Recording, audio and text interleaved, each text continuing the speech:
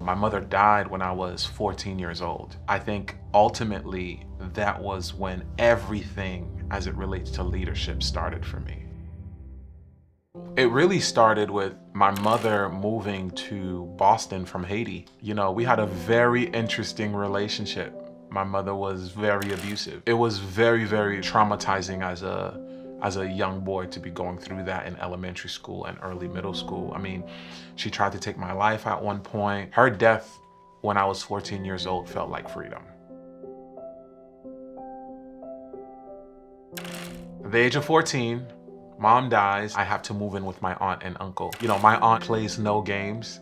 And maybe like 4 weeks after the funeral, she was like, "You're getting up and you're going to church with me." There was no and ifs or buts about it. She was like, "He's gonna be a part. He's gonna come here every Tuesday for youth group." That's really where my journey in leadership and in ministry started.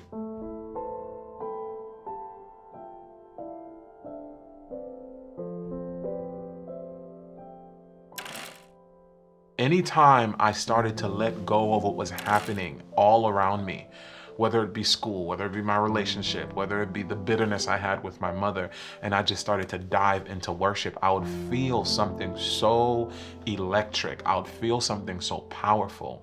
And ultimately, that feeling, me yielding to God, me yielding to the Spirit of God, it was just so attractive to me that I wanted more of it. And so that is really what pushed me to go after God. I just started falling in love with the Spirit of God in worship. And I started falling in love with how free I felt. I started falling in love with what I could say to God and what I felt God was saying to me. That ultimately is where I started to just draw in closer. And ultimately, I started stepping into leadership. It was that freshman year of college. I was getting ready to get lit. I was excited. I did not care whether I was a youth leader or I didn't care whether I was in leadership. I wanted to party. I wanted to drink. I wanted to have sex. I wanted to do it all. And so I went and I did exactly that.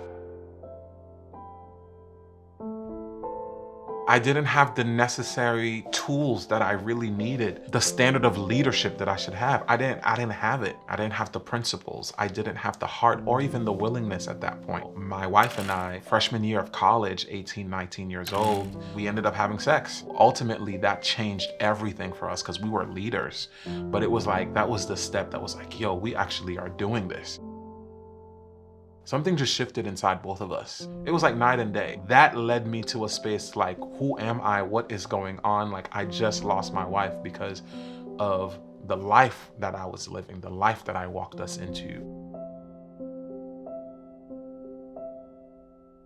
I was very fearful. Even though I could have talked to someone in the church, I was fearful of letting the people that I was leading down. I was fearful of letting the youth that I was leading, the high schoolers that I was leading, that looked up to me. I was fearful of letting them all down.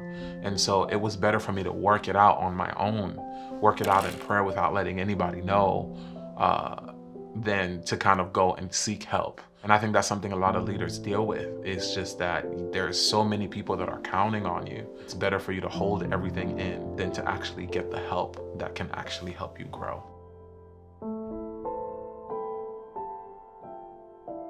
I can identify with a struggling leader because I was a struggling leader.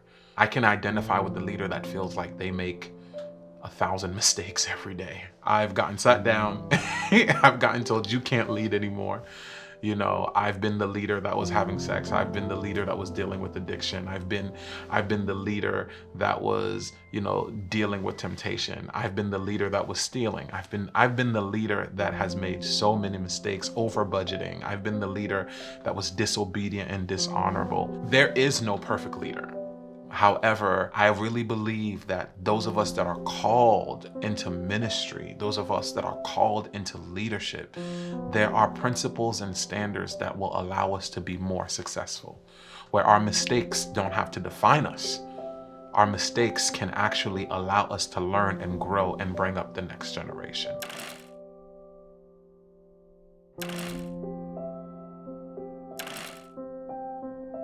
You can lead well and and recognize and acknowledge the mistakes that you have made and that you will make, and still continue to live for God, and still continue to strive to be the best that you can be and to be who God has ultimately called you to be. Your mistakes don't define you.